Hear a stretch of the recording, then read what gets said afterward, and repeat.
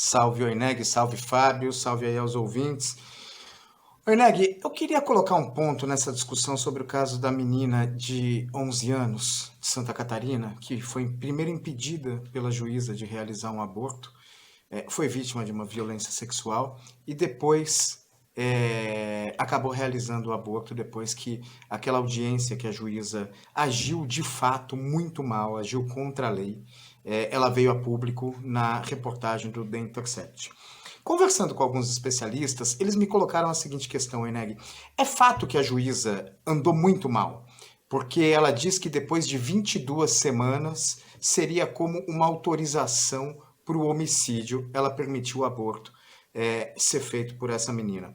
Primeiro, não existe esse prazo, tá? Esse prazo, a lei, o Código Penal, prevê que se a gravidez for resultado de estupro, com o consentimento da gestante, esse aborto pode ser feito. É um direito.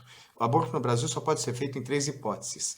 Essa, se há risco de vida da mãe, e aborto de feto anencefalo. Tirando essas hipóteses, não pode, a menina se encaixa nessa hipótese. Esse é o primeiro ponto. Mas, Oineg, há um vazio legislativo e há um vazio da jurisprudência, um vazio da justiça em definir como deve proceder, por exemplo, os hospitais, os serviços de saúde. Se há ou não um prazo. De novo, a juíza dizer que depois de 22 semanas é autorização para homicídio é um absurdo. Mas, de fato, esse prazo de 22 semanas, 20 semanas, ele está numa recomendação técnica do Ministério da Saúde e não tem uma autorização, não tem uma palavra da justiça sobre isso.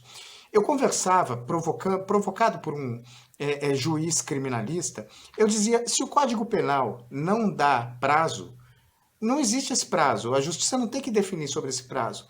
Aí ele me colocou a seguinte questão, Eneg, e se uma vítima de estupro for ao hospital com 38 semanas e quiser abortar? Eu falei, bom, aí não é aborto, aí é pacto. E ele falou, então, tá vendo como o prazo, de alguma forma, precisa ser regulamentado? E ele me fez uma outra provocação, Eneg. Ele fez a seguinte provocação. Existe hoje discussão no Supremo Tribunal Federal sobre tudo. Impedir, são as chamadas ADPFs, né? É um tipo de ação que discute exatamente essa coisa de direito fundamental.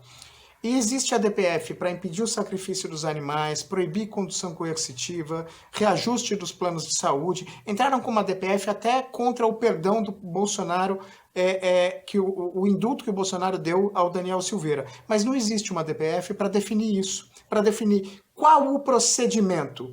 Uma mulher violentada, estuprada, vai até a polícia, faz esse boletim de ocorrência, ela chega no hospital e qual o procedimento a partir daí? Não existe. Há uma área cinza na justiça. Os hospitais, a depender do prazo de gestação, eles pedem a decisão judicial até para que se protejam, até para o médico se proteger, porque neste caso há um espaço cinzento. Isso precisa ser enfrentado. É uma falha do sistema de justiça que, se não for enfrentada, absurdos como esse, aqui a juíza e a promotora submeteram essa criança de 10 anos, vão seguir acontecendo.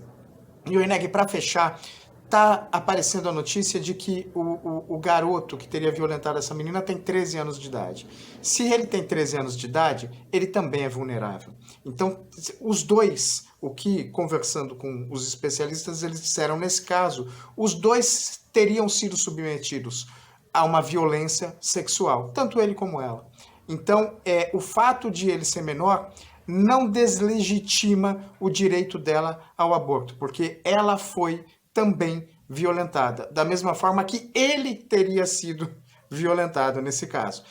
Mas o fato é, apesar de ser um menor de idade, um pré-adolescente, isso não tira o direito de uma criança que sofreu uma violência sexual fazer o aborto legal. Hoje no Brasil são essas regras. Agora, há essa área cinzenta em relação até quando, qual o procedimento, e a justiça precisa enfrentar isso.